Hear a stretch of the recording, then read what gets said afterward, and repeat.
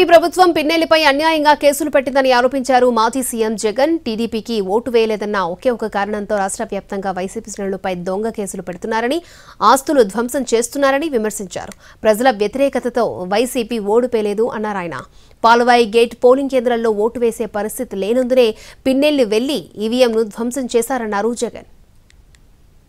రామకృష్ణారెడ్డి విషయానికే వస్తే నిజంగా ఎంతటి అన్యాయమైన పరిస్థితిలో కేసులు బిగించారు అన్నది ఒకసారి అందరూ కూడా ఆలోచన చేయమని కోరుతా ఉన్నా. ఇదే విషయం కారంపూడి ఘటన జరిగింది ఎప్పుడు? ఎన్నికలు అయిపోయిన తర్వాత మరుసటి రోజు, అంటే మే 14వ తారీఖున కారంపూడిలో ఘటన జరిగింది. ఎమ్మెల్యే కారంపూడికి చేరుకోక మునిపే నారాయణ స్వామి అనే ఈ సిఐతో కనీసం ఎమ్మెల్యే తటస్థ కూడా పడలేదు.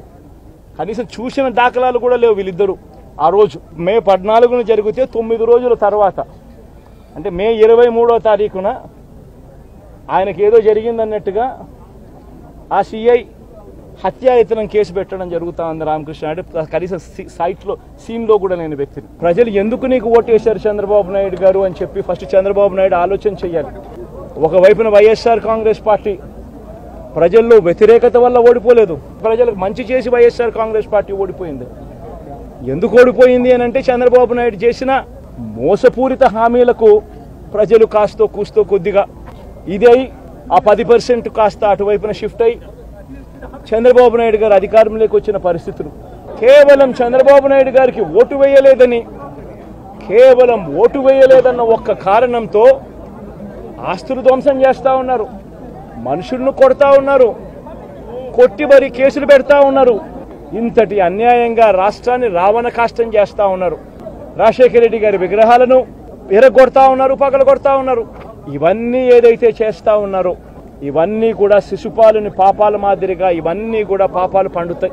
ఎమ్మెల్యే అక్కడికి ఆ గ్రామానికి వెళ్ళినప్పుడు ఎమ్మెల్యే ఆ పరిస్థితిని చూసి ఎస్పీకి 4 సార్లు 10 సార్లు ఫోన్ చేసినా కూడా ఎస్పీ రాని పరిస్థితిలో ఉన్నప్పుడు, కనీసం సిఐని ఎస్ఐని కూడా పంపించిన పరిస్థితిలో ఉన్నప్పుడు, అటువంటి బూత్లో సెన్సిటివ్ బూత్లో కేవలం ఒకే ఒక్క హోంగార్డును పెట్టి బూతులు నడుపుతా ఉన్నారు.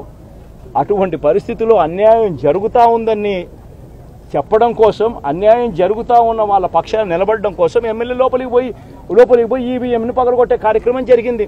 ఎందుకు ఈవీఎంలో నిజంగానే ఎమ్మెల్యేనే రిగ్గింగ్ చేసుకుంటా ఉంటే, ఎమ్మెల్యేకి అక్కడ నిజంగానే ఎమ్మెల్యే పరిస్థితి అంత బాగుండింటే ఎందుకు ఎమ్మెల్యే ఈవీఎం పగలగొడతాడు? అక్కడ పరిస్థితి బాగలేదనే కదా, అన్యాయం చేస్తూ ఉన్నారనే కదా. అక్కడికి పోయినప్పుడు అన్యాయం చూశాడు కాబట్టే కదా ఈవీఎం పగలగొట్టాడు.